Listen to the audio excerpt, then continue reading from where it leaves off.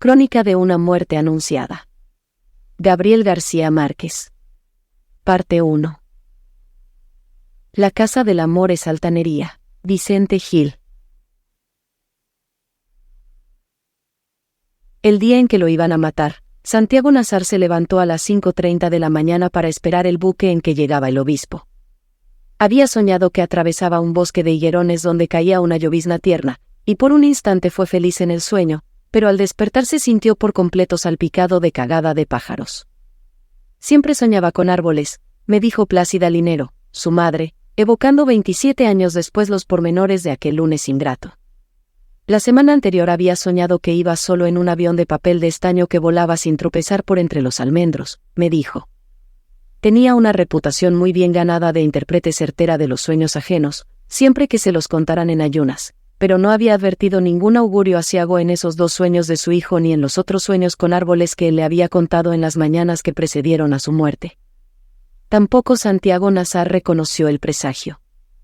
Había dormido poco y mal, sin quitarse la ropa, y despertó con dolor de cabeza y con un sedimento de estribo de cobre en el paladar, y los interpretó como estragos naturales de la parranda de bodas que se había prolongado hasta después de la medianoche. Más aún, las muchas personas que encontró desde que salió de su casa a las 6:05 hasta que fue destazado como un cerdo una hora después, lo recordaban un poco soñoliento pero de buen humor, y a todos les comentó de un modo casual que era un día muy hermoso. Nadie estaba seguro de si se refería al estado del tiempo. Muchos coincidían en el recuerdo de que era una mañana radiante con una brisa de mar que llegaba a través de los platanales, como era de pensar que lo fuera en un buen febrero de aquella época. Pero la mayoría estaba de acuerdo en que era un tiempo fúnebre, con un cielo turbio y bajo y un denso olor de aguas dormidas, y que en el instante de la desgracia estaba cayendo una llovizna menuda como la que había visto Santiago Nazar en el bosque del sueño.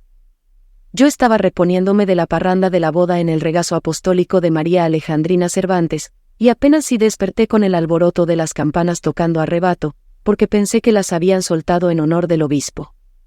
Santiago Nazar se puso un pantalón y una camisa de lino blanco, ambas piezas sin almidón, iguales a las que se había puesto el día anterior para la boda. Era un atuendo de ocasión. De no haber sido por la llegada del obispo se habría puesto el vestido de caqui y las botas de montar con que se iba los lunes al Divino Rostro, la hacienda de ganado que heredó de su padre, y que él administraba con muy buen juicio aunque sin mucha fortuna. En el monte llevaba al cinto una 357 Magnum, cuyas balas blindadas, según él decía, podían partir un caballo por la cintura. En época de perdices llevaba también sus aperos de cetrería. En el armario tenía además un rifle 30.06 Manley Schörnauer, un rifle 300 Holland Magnum, un 22 Hornet con mira telescópica de 2 poderes, y una Winchester de repetición. Siempre dormía como durmió su padre, con el arma escondida dentro de la funda de la almohada, pero antes de abandonar la casa aquel día le sacó los proyectiles y la puso en la gaveta de la mesa de noche. Nunca la dejaba cargada, me dijo su madre. Yo lo sabía, y sabía además que guardaba las armas en un lugar y escondía la munición en otro lugar muy apartado, de modo que nadie se diera ni por casualidad a la tentación de cargarlas dentro de la casa. Era una costumbre sabia impuesta por su padre desde una mañana en que una sirvienta sacudió la almohada para quitarle la funda, y la pistola se disparó al chocar contra el suelo, y la bala desbarató el armario del cuarto, atravesó la pared de la sala, pasó con un estruendo de guerra por el comedor de la casa vecina y convirtió en polvo de yeso a un santo de tamaño natural en el altar mayor de la iglesia, al otro extremo de la plaza. Santiago Nazar, que entonces era muy niño, no olvidó nunca la lección de aquel percance. La última imagen que su madre tenía de él era la de su paso fugaz por el dormitorio.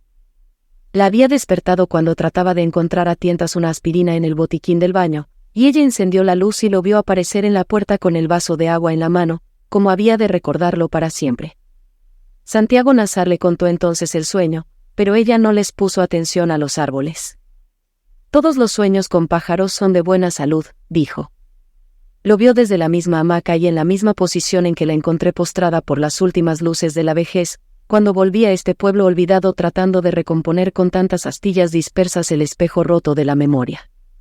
Apenas si distinguía las formas a plena luz, y tenía hojas medicinales en las sienes para el dolor de cabeza eterno que le dejó su hijo la última vez que pasó por el dormitorio.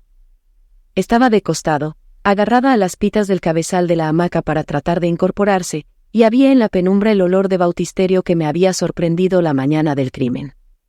Apenas aparecí en el vano de la puerta me confundió con el recuerdo de Santiago Nazar.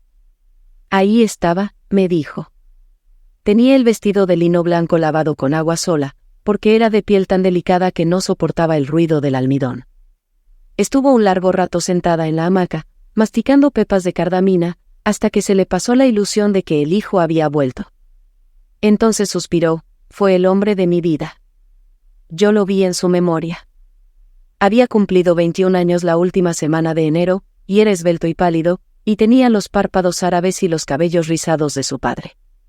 Era el hijo único de un matrimonio de conveniencia que no tuvo un solo instante de felicidad, pero él parecía feliz con su padre hasta que éste murió de repente, 3 años antes, y siguió pareciéndolo con la madre solitaria hasta el lunes de su muerte.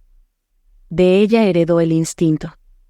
De su padre aprendió desde muy niño el dominio de las armas de fuego, el amor por los caballos y la maestranza de las aves de presas altas, pero de él aprendió también las buenas artes del valor y la prudencia. Hablaban en árabe entre ellos, pero no delante de Plácida Linero para que no se sintiera excluida. Nunca se les vio armados en el pueblo, y la única vez que trajeron sus halcones amaestrados fue para hacer una demostración de altanería en un bazar de caridad. La muerte de su padre lo había forzado a abandonar los estudios al término de la escuela secundaria, para hacerse cargo de la hacienda familiar. Por sus méritos propios, Santiago Nazar era alegre y pacífico, y de corazón fácil. El día en que lo iban a matar, su madre creyó que él se había equivocado de fecha cuando lo vio vestido de blanco. Le recordé que era lunes, me dijo. Pero él le explicó que se había vestido de pontifical por si tenía ocasión de besarle el anillo al obispo. Ella no dio ninguna muestra de interés. Ni siquiera se bajará del buque, le dijo. Echará una bendición de compromiso, como siempre, y se irá por donde vino. Odia a este pueblo.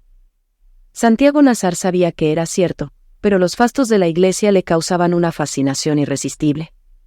Es como el zinc, me había dicho alguna vez. A su madre, en cambio, lo único que le interesaba de la llegada del obispo era que el hijo no se fuera a mojar en la lluvia, pues lo había oído estornudar mientras dormía. Le aconsejó que llevara un paraguas, pero él le hizo un signo de adiós con la mano y salió del cuarto. Fue la última vez que lo vio. Victoria Guzmán, la cocinera, estaba segura de que no había llovido aquel día, ni en todo el mes de febrero. Al contrario, me dijo cuando vine a verla, poco antes de su muerte. El sol calentó más temprano que en agosto. Estaba descuartizando 3 conejos para el almuerzo, rodeada de perros acesantes, cuando Santiago Nazar entró en la cocina. Siempre se levantaba con cara de mala noche, recordaba sin amor Victoria Guzmán. Divina Flor, su hija, que apenas empezaba a florecer, le sirvió a Santiago Nazar un tazón de café cerrero con un chorro de alcohol de caña, como todos los lunes, para ayudarlo a sobrellevar la carga de la noche anterior. La cocina enorme, con el cuchicheo de la lumbre y las gallinas dormidas en las perchas, tenía una respiración sigilosa. Santiago Nazar masticó otra aspirina y se sentó a beber a sorbos lentos el tazón de café, pensando despacio, sin apartar la vista de las 2 mujeres que destripaban los conejos en la hornilla. A pesar de la edad, Victoria Guzmán se conservaba entera. La niña, todavía un poco montaraz, parecía sofocada por el ímpetu de sus glándulas. Santiago Nazar la agarró por la muñeca cuando ella iba a recibirle el tazón vacío. «Ya estás en tiempo de desbravar», le dijo. Victoria Guzmán le mostró el cuchillo ensangrentado. «Suéltala, Blanco», le ordenó en serio. «De esa agua no beberás mientras yo esté viva». Había sido seducida por Ibrahim Nazar en la plenitud de la adolescencia. La había amado en secreto varios años en los establos de la hacienda, y la llevó a servir en su casa cuando se le acabó el afecto. Divina Flor, que era hija de un marido más reciente, se sabía destinada a la cama furtiva de Santiago Nazar, y esa idea le causaba una ansiedad prematura. «No ha vuelto a nacer otro hombre como ese», me dijo, gorda y mustia, y rodeada por los hijos de otros amores. «Era idéntico a su padre», le replicó Victoria Guzmán. «Un mierda». Pero no pudo eludir una rápida ráfaga de espanto al recordar el horror de Santiago Nazar cuando ella arrancó de cuajo las entrañas de un conejo y les tiró a los perros el tripajo humeante. «No seas bárbara», le dijo él. «Imagínate que fuera un ser humano». Victoria Guzmán necesitó casi 20 años para entender que un hombre acostumbrado a matar animales inermes expresara de pronto semejante horror. «Dios santo», exclamó asustada, de modo que todo aquello fue una revelación. Sin embargo, tenía tantas rabias atrasadas la mañana del crimen, que siguió cebando a los perros con las vísceras de los otros conejos, solo por amargarle el desayuno a Santiago Nazar. En esas estaban cuando el pueblo entero despertó con el bramido estremecedor del buque de vapor en que llegaba el obispo. La casa era un antiguo depósito de 2 pisos, con paredes de tablones vastos y un techo de zinc de 2 aguas, sobre el cual velaban los gallinazos por los desperdicios del puerto. Había sido construido en los tiempos en que el río era tan servicial que muchas barcazas de mar, e inclusive algunos barcos de altura, se aventuraban hasta aquí a través de las ciénagas del estuario. Cuando vino Ibrahim Nazar con los últimos árabes, al término de las guerras civiles, ya no llegaban los barcos de mar debido a las mudanzas del río, y el depósito estaba en desuso. Ibrahim Nazar lo compró a cualquier precio para poner una tienda de importación que nunca puso, y solo cuando se iba a casar lo convirtió en una casa para vivir. En la planta baja abrió un salón que servía para todo, y construyó en el fondo una caballeriza para 4 animales, los cuartos de servicio, y tina cocina de hacienda con ventanas hacia el puerto por donde entraba a toda hora la pestilencia de las aguas. Lo único que dejó intacto en el salón fue la escalera en espiral rescatada de algún naufragio. En la planta alta, donde antes estuvieron las oficinas de aduana, hizo 2 dormitorios amplios y 5 camarotes para los muchos hijos que pensaba tener, y construyó un balcón de madera sobre los almendros de la plaza, donde Plácida Linero se sentaba en las tardes de marzo a consolarse de su soledad. En la fachada conservó la puerta principal y le hizo 2 ventanas de cuerpo entero con bolillos torneados. Conservó también la puerta posterior, solo que un poco más alzada para pasar a caballo, y mantuvo en servicio una parte del antiguo muelle. Esa fue siempre la puerta de más uso, no solo porque era el acceso natural a las pesebreras y la cocina, sino porque daba a la calle del Puerto Nuevo sin pasar por la plaza. La puerta del frente, salvo en ocasiones festivas, permanecía cerrada y con tranca. Sin embargo, fue por allí, y no por la puerta posterior, por donde esperaban a Santiago Nazar los hombres que lo iban a matar, y fue por allí por donde él salió a recibir al obispo, a pesar de que debía darle una vuelta completa a la casa para llegar al puerto. Nadie podía entender tantas coincidencias funestas. El juez instructor que vino de Riohacha debió sentirlas sin atreverse a admitirlas, pues su interés de darles una explicación racional era evidente en el sumario. La puerta de la plaza estaba citada varias veces con un nombre de folletín, la puerta fatal. En realidad, la única explicación válida parecía ser la de Plácida Linero, que contestó a la pregunta con su razón de madre: mi hijo no salía nunca por la puerta de atrás cuando estaba bien vestido. Parecía una verdad tan fácil, que el instructor la registró en una nota marginal, pero no la sentó en el sumario. Victoria Guzmán, por su parte, fue terminante en la respuesta de que ni ella ni su hija sabían que a Santiago Nazar lo estaban esperando para matarlo. Pero en el curso de sus años admitió que ambas lo sabían cuando él entró en la cocina a tomar el café. Se lo había dicho una mujer que pasó después de las 5 a pedir un poco de leche por caridad, y les reveló además los motivos y el lugar donde lo estaban esperando. No la previne porque pensé que eran habladas de borracho, me dijo. No obstante, Divina Flor me confesó en una visita posterior, cuando ya su madre había muerto, que ésta no le había dicho nada a Santiago Nazar porque en el fondo de su alma quería que lo mataran. En cambio ella no lo previno porque entonces no era más que una niña asustada, incapaz de una decisión propia, y se había asustado mucho más cuando él la agarró por la muñeca con una mano que sintió helada y pétrea, como una mano de muerto. Santiago Nazar atravesó a pasos largos la casa en penumbra, perseguido por los bramidos de júbilo del buque del obispo. Divina Flor se le adelantó para abrirle la puerta, tratando de no dejarse alcanzar por entre las jaulas de pájaros dormidos del comedor, por entre los muebles de mimbre y las macetas de helechos colgados de la sala, pero cuando quitó la tranca de la puerta no pudo evitar otra vez la mano de Gavilán Carnicero. Me agarró toda la panocha, me dijo Divina Flor. Era lo que hacía siempre cuando me encontraba sola por los rincones de la casa, pero aquel día no sentí el susto de siempre sino unas ganas horribles de llorar. Se apartó para dejarlo salir, y a través de la puerta entreabierta vio los almendros de la plaza, nevados por el resplandor del amanecer, pero no tuvo valor para ver nada más. Entonces se acabó el pito del buque y empezaron a cantar los gallos, me dijo. Era un alboroto tan grande, que no podía creerse que hubiera tantos gallos en el pueblo, y pensé que venían en el buque del obispo. Lo único que ella pudo hacer por el hombre que nunca había de ser suyo, fue dejar la puerta sin tranca, contra las órdenes de Plácida Linero, para que él pudiera entrar otra vez en caso de urgencia. Alguien que nunca fue identificado había metido por debajo de la puerta un papel dentro de un sobre, en el cual le avisaban a Santiago Nazar que lo estaban esperando para matarlo, y le revelaban además el lugar y los motivos, y otros detalles muy precisos de la confabulación. El mensaje estaba en el suelo cuando Santiago Nazar salió de su casa, pero él no lo vio, ni lo vio Divina Flor ni lo vio nadie hasta mucho después de que el crimen fue consumado. Habían dado las 6 y aún seguían encendidas las luces públicas. En las ramas de los almendros, y en algunos balcones, estaban todavía las guirnaldas de colores de la boda, y hubiera podido pensarse que acababan de colgarlas en honor del obispo. Pero la plaza cubierta de baldosas hasta el atrio de la iglesia, donde estaba el tablado de los músicos, parecía un muladar de botellas vacías y toda clase de desperdicios de la parranda pública. Cuando Santiago Nazar salió de su casa, varias personas corrían hacia el puerto, apremiadas por los bramidos del buque.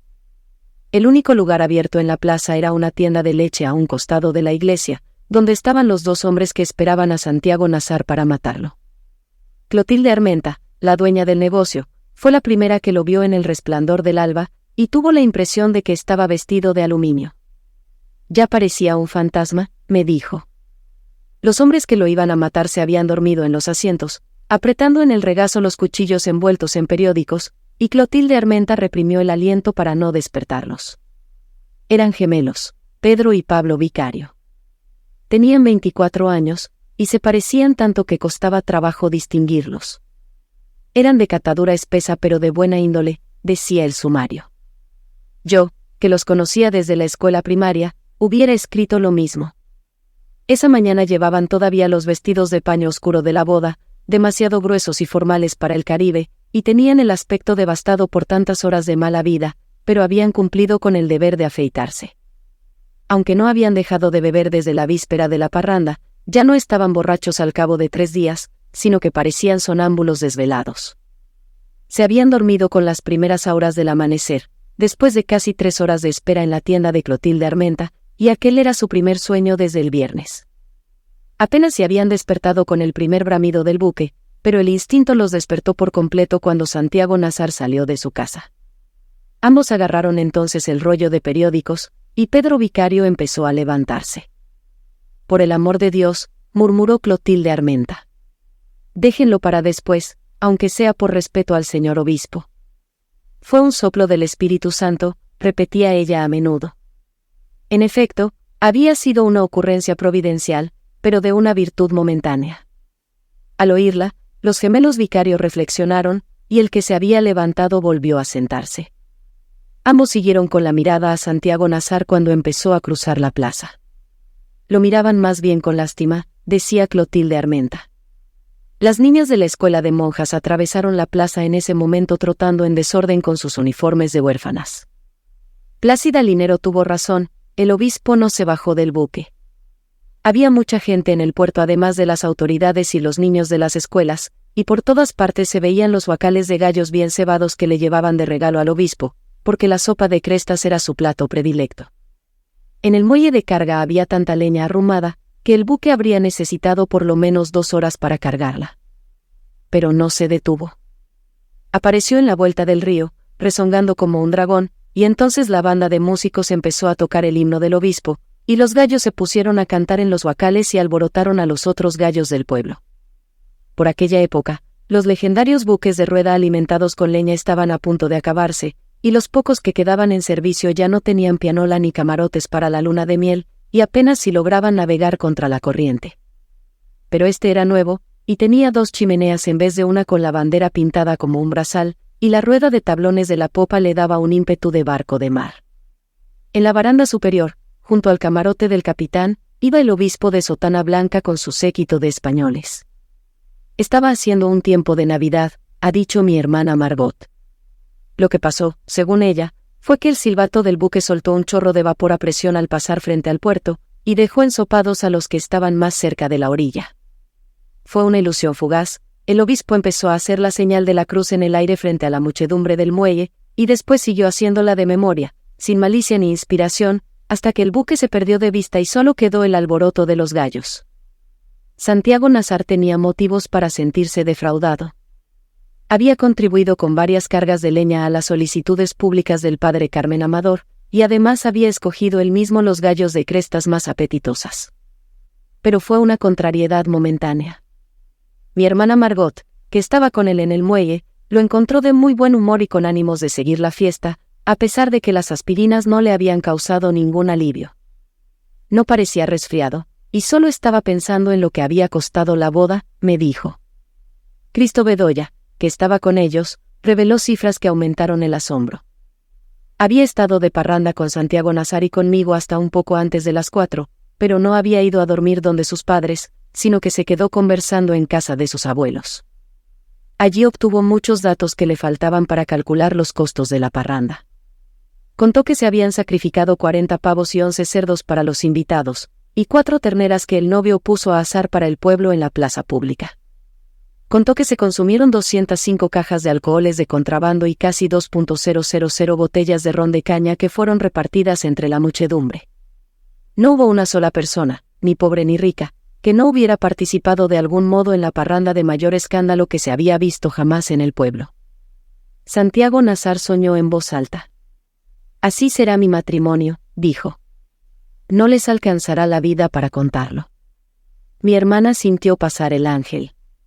Pensó una vez más en la buena suerte de Flora Miguel, que tenía tantas cosas en la vida, y que iba a tener además a Santiago Nazar en la Navidad de ese año. Me di cuenta de pronto de que no podía haber un partido mejor que él, me dijo. Imagínate, bello, formal, y con una fortuna propia a los 21 años. Ella solía invitarlo a desayunar en nuestra casa cuando había caribañolas de yuca, y mi madre las estaba haciendo aquella mañana. Santiago Nazar aceptó entusiasmado. Me cambio de ropa y te alcanzo, dijo, y cayó en la cuenta de que había olvidado el reloj en la mesa de noche. ¿Qué hora es? Eran las 6:25. Santiago Nazar tomó del brazo a Cristo Bedoya y se lo llevó hacia la plaza. Dentro de un cuarto de hora estoy en tu casa, le dijo a mi hermana. Ella insistió en que se fueran juntos de inmediato porque el desayuno estaba servido. Era una insistencia rara, me dijo Cristo Bedoya. Tanto, que a veces he pensado que Margot ya sabía que lo iban a matar y quería esconderlo en tu casa. Sin embargo, Santiago Nazar la convenció de que se adelantara mientras él se ponía la ropa de montar, pues tenía que estar temprano en el Divino Rostro para castrar terneros. Se despidió de ella con la misma señal de la mano con que se había despedido de su madre, y se alejó hacia la plaza llevando del brazo a Cristo Bedoya. Fue la última vez que lo vio. Muchos de los que estaban en el puerto sabían que a Santiago Nazar lo iban a matar. Don Lázaro Aponte, coronel de Academia en uso de Buen Retiro y alcalde municipal desde hacía 11 años, le hizo un saludo con los dedos.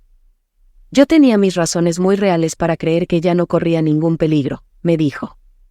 El padre Carmen Amador tampoco se preocupó. Cuando lo vi sano y salvo pensé que todo había sido un infundio, me dijo. Nadie se preguntó siquiera si Santiago Nazar estaba prevenido, porque a todos les pareció imposible que no lo estuviera.